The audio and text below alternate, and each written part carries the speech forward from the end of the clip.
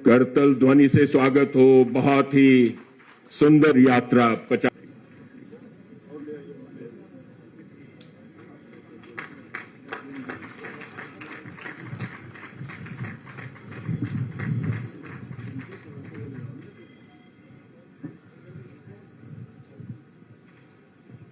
और ये अनावरण भारतीय डाक विभाग एल्बम प्रस्तुत कर रहा है। सभी माननीय मुख्य अतिथि महोदय एवं सभी अतिथियों को आरंभ के अवसर पर मंच पर उपस्थित प्रदेश सरकार में मेरे वरिष्ठ सहयोगी उप मुख्यमंत्री श्री ब्रजेश पाठक जी की 25 करोड़ जनता की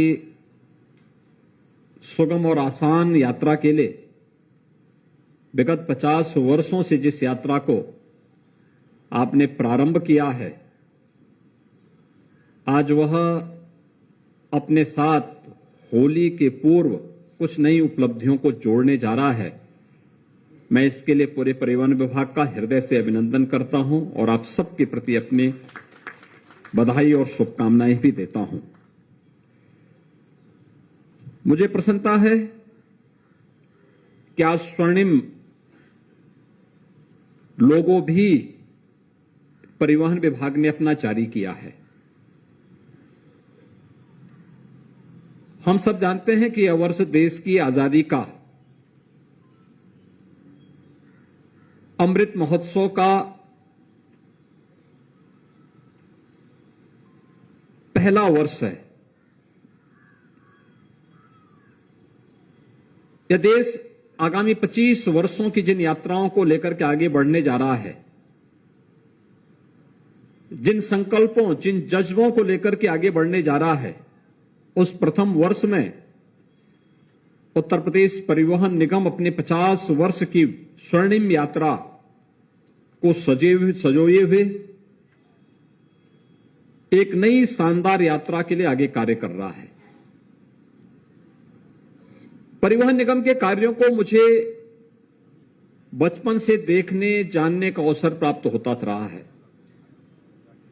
लेकिन दो बड़े इवेंट जब हम लोगों ने देखे हैं, एक दुनिया का सबसे बड़ा सांस्कृतिक आयोजन प्रयागराज कुंभ, 24 करोड़ श्रद्धालु उस कुंभ में 45 दिनों के आयोजन में सहभागी बने थे और 24 करोड़ श्रद्धालुओं को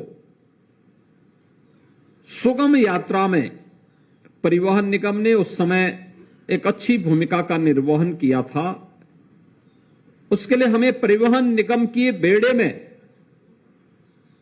5000 नई बसेस राज्य शासन की तरफ से हम लोगों ने उपलब्ध करवाए थे, जिनके बल पर 24 करोड़ लोगों की सुगम यात्रा को आसान बनाने के लिए, उन श्रद्धालुओं की सुगम यात्रा और आसान यात्रा के लिए परिवहन निगम के सभी कार्मिकों ने बड़ी भूमिका का निर्वहन किया था।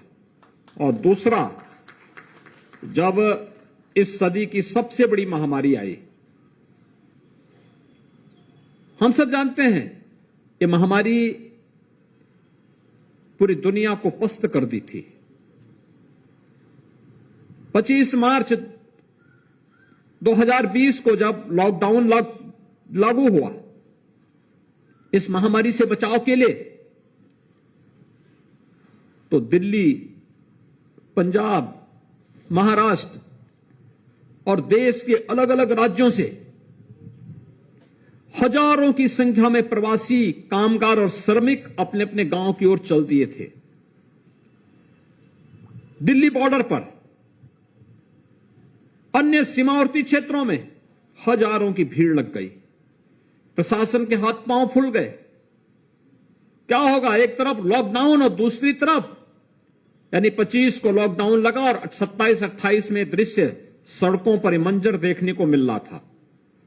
तब मैंने इमरजेंसी में परिवहन निगम की ही बैठक बुलाई थी और बैठक बुला करके मैंने कहा, भाई आपके पास कितनी बसेज हैं?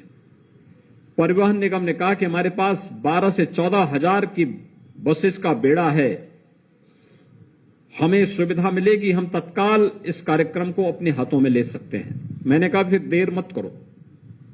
और देखते ही देखते परिवहन निगम के चालक, परिचालक, परिवहन निगम के सभी अधिकारीगण, अगले 12 घंटे के अंदर अपने पूरे बेड़े के साथ गाजियाबाद में, सहारनपुर में, आगरा में, झांसी में और अलग अलग उन क्षेत्रों में जहां से भी प्रवासी कामगार और श्रमिक आ रहे थे, वहां पर एकत्र होकर के हर एक प्रवासी कामगार और श्रमिक को उनके गंतव्य तक पहुंचाने के लिए पूरी ईमानदारी के साथ लग गया था। जब व्यक्ति अपनी जान को बचा रहा था, उस समय परिवहन निगम के हमारे कर्मचारी अपनी जान की परवाह के बगैर प्रशासन के साथ कदम से कदम मिलाकर के लगभग 40 लाख तो कामगार और श्रमिक उत्तर प्रदेश के थे और 60 लाख बिहार, झारखंड, वेस्ट बंगाल, उड़ीसा, असम या फिर उत्तर प्रदेश की ओर से जाकर के मध्य प्रदेश, राजस्थान, उत्तराखंड, यहां सभी जगह के लोग थे। 1 करोड़ श्रद्धालुओं, 1 करोड़ नागरिकों को, प्रवासी कामगार और श्रमिकों को उनके गंतव्य तक पहुंचाने में बड़ी भूमिका का निर्वहन परिवहन निगम के चालक परिचालकों ने पुलिस, होमगार्ड और अन्य प्रशासनिक अधिकारियों के साथ मिलकर के इन कार्यक्रमों को आगे बढ़ाने का कार्य किया था। दुनिया ने उसकी सराहना की कि देखिए संकट के समय किस जज्बे के साथ काम किया है उत्तर प्रदेश सरकार ने। अद्भुत कार्य था और वही कार्यक्रम उसके उसी दौरान हम लोगों ने देखा था कैसे कैसे मंजर देखने को मिल रहे थे। कोटा में जो बच्चे प्रतियोगी परीक्षाओं की तैयारी कर रहे थे, उन बच्चों को सुरक्षित वहां से लाना। हमने 500 बसें भेजी थी परिवहन निगम की कोटा। हमारे चालक परिचालक गए, उन बच्चों को सुरक्षित ला करके उनके घरों तक पहुंचाने का काम किया। 15,000 बच्चे थे वहां, लगभग 4,500 बच्चे उत्तराखंड के थे। उसका अपना एक संदेश था कि संकट के समय हम अपने नागरिकों के साथ में हैं और उस संदेश ने आपकी इस यात्रा को और स्वर्णिम बनाने में अपना योगदान दिया है। और आज जब यहां पर हम कार्य कर रहे थे, अभी हमारे परिवहन मंत्री कह रहे थे कि उनके प्रमुख सचिव लोक ही नहीं परलोक की बात भी करते हैं। मैं उनसे कहूंगा कि लोक की अच्छी यात्रा वे कराएं, परलोक की चिंता मत करें।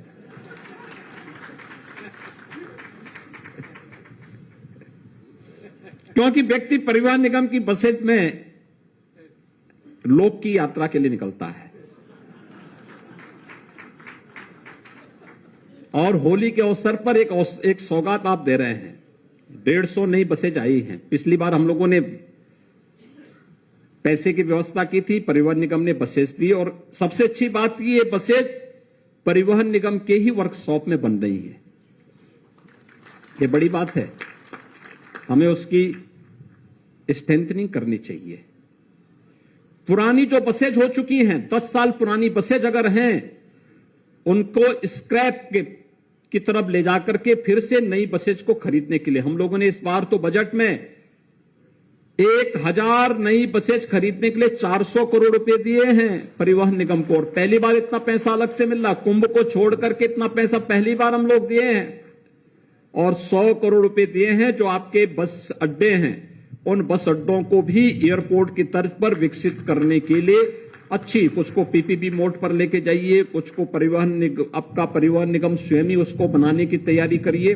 और ये पैसा इसलिए दिया गया है कि आपने संकट के समय उत्तर प्रदेश वासियों को और देशवासियों के साथ आप खड़े रहे, इसलिए हमें अपने बजट से पैसा देने में कोई संकोच भी नहीं हुआ।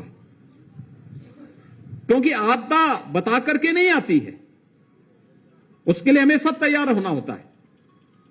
और सब कुछ आपके पास है, सामर्थ्य आपके पास है, स्केल भी है और स्किल भी है, ये सब आपके पास है। उसके लिए अपने आप को तैयार करना, अपनी सामर्थ्य का एहसास हमेशा कराना। इस सामर्थ्य का एहसास लोक कल्याण के लिए होना चाहिए, विकास के लिए होना चाहिए, हड़ताल के लिए नहीं, अराजकता पैदा करने के लिए नहीं, सामान्य नागरिकों को परेशान करने के लिए नहीं, सामान्य नागरिकों को राहत देने के लिए इसका हमें उपयोग करना चाहिए। और ये सचमुच आज अच्छा है कि 75 जनपदों के लिए एक एक राजधानी सेवा। और सच्चाई तो ये होगी कि बलिया को जोड़ने के लिए परिवहन मंत्री जी ने रास्ता निकाला होगा, तो इसके लिए आखिर बलिया सीधे तो कोई उड़ के जा नहीं सकती थी, इसलिए उन्होंने कहा कि चलिए इसी बहाने सभी 75 जनपदों को हम जोड़ लेते हैं। लेकिन अच्छा प्रयास है, ये अच्छी बस सेवा आप दीजिए और राज्य सरकार इसमें भरपूर सहयोग करेगी। 75 बस सेवा आज शुरू होने जा रही 75 जनपदों के लिए। होली के अवसर पर परिवहन निगम को पहले ही हम लोगों ने कहा था कि भीड़ भाड़ हो रही है बस स्टेशनों पर, रेलवे स्टेशनों पर, एयरपोर्ट्स पर। अगर हम अच्छी बस सेवा दे देते हैं तो उसका लाभ होगा लोगों को, कॉमन मैन को उसका लाभ होगा। आसानी से लोग अपने घर में जा सकते हैं, अपना पर्व और त्योहार मनाने के लिए आसानी से लोग जाएंगे। होली है, दीपावली है, विजयादशमी है, रामनवमी है, शिवरात्रि है, जन्माष्टमी है। यही तो आयोजन होते हैं जब व्यक्ति अपने घरों में जाकर के अपने सगे संबंधियों से मिल लेता है। और उस समय अगर सरकार उसमें थोड़ा बहुत उनकी यात्रा को सुगम बनाने में थोड़ा योगदान दे सकता है तो देना चाहिए। रक्षाबंधन के समय परिवहन निगम माताओं और बहनों को फ्री में यात्रा की सुविधा उपलब्ध कराता है। उसको लोग बहुत अच्छे ढंग से, बहुत पॉजिटिव उसमें लेते हैं। और यह सेवा हमें अनवरत रूप से इसी प्रकार से आगे बढ़ानी चाहिए। अच्छी सेवा देंगे, लोग उसको स्वीकार करेंगे। हम इसमें नए नए मॉडल उठाने चाहिए। 1 लाख राजस्व गांव हैं उत्तर प्रदेश के अंदर। लक्ष्य हमारा होना चाहिए उन सभी 1 लाख गांवों में परिवहन निगम अगर चाहें तो यह रेलवे से और एयर कनेक्टिविटी से बेहतर सेवा दे सकता है, बेहतर सेवा दे सकता है। 1 लाख गांवों को, कुछ को परिवहन निगम और कुछ पे पीपीपी मोड पर अनुबंधित बसेस के माध्यम से उन गांवों को सेवाओं से आप जोड़ सकते हैं। आवश्यक नहीं कि सब जगह आप 50 सीटर बसेज ही भेजें, कुछ जगह 30 सीटर बसेज भेजिए, 20 सीटर बसेज भेजिए। जोड़िए, किसी यात्री के साथ चीटिंग नहीं होनी चाहिए। उसकी यात्रा सुरक्षित हो, आसान हो, हर व्यक्ति अपने गांव से अपने शहर की तरफ जा सके और शहर से गांव की तरफ भी आसानी से जा सके। अगर गांव से कोई सामान उसे लेकर के शहर की तरफ आना है, सब्जी मार्केट तक पहुंचाना है, आपकी सेवा उनकी सेवा के लिए तैयार हो। अगर अपना कोई सामान जिसको मार्केट की तरफ ले जाना चाहता, आपकी सेवा उसके लिए तैयार दिखाई दे। और आप इसके माध्यम से जगह जगह छोटे छोटे परिवहन निगम अगर इसमें सहयोग करें, पर्यटन विभाग के साथ मिल जाएं, राजस्व विभाग के साथ बात करें, कहीं पर अच्छे ढाबा बने, जनता को बुनियादी सुविधाएं मिले, अच्छे होटल बने, लोग जाएं, उनका उपयोग करें। आप मान के चलिए 1 लाख स्थानों पर आप ये सुविधा उपलब्ध करवा सकते हैं और लाखों नौजवानों को नौकरी, रोजगार और स्वावलंबन की ओर अग्रसर कर सकते हैं। पीपीपी मोड पर बस अड्डों को आगे बढ़ाने की कार्रवाई तत्काल आगे बढ़नी चाहिए। 5 को कल किया है, लेकिन इसको तेजी लाने की आवश्यकता है। कोई व्यक्ति आता है, सबसे पहले उसका वास्ता पड़ता है बस स्टैंड पर। बस अच्छी हो, साफ सुथरी हो। हम अपने कार्मिकों को प्रशिक्षित करें इस बात के लिए। एक चालक है, उसका काम केवल आकर के स्टीयरिंग पे बैठना नहीं होना चाहिए। एक परिचालक है, वो केवल आकर के केवल टिकट ना काटें। हम पहले आए, देखें, वह बस हमारे लिए धर्मस्थल जैसा पवित्र होनी चाहिए, क्योंकि हमारी आजीविका का आधार बन रही है। दर्जनों लोगों की सुरक्षा का आधार बन रही है, उनके गंतव्य तक पहुंचाने का कार्य कर रही है। उसकी सफाई करें। उसको पहले से, अगर बस 8 बजे चलनी है तो 1 घंटे पहले आकर के हम पूरा उसकी फिटनेस चेक कर लें, देख लें कहीं कोई दिक्कत तो नहीं है। अगर हम नियमित रूप से इन कार्यक्रमों को करेंगे, देखेंगे, और कोई भी अगर टूट फूट हुई है तो तत्काल उसकी मरम्मत भी कर लें। आपके पास अपनी वर्कशॉप है। मैं एक बार एक राज्य में गया था, दूसरे राज्य में, उत्तर प्रदेश के बाहर, तो उस बस की केवल बॉडी थी, एक भी ग्लास नहीं था। तो मैंने लोगों से कहा, मैंने कहा ऐसे क्यों? साहब जो है कम से कम इसी बहाने हवा आ जाती है इससे। तो हमने कहा ग्लास क्यों? कोई एक भी शीशा नहीं था।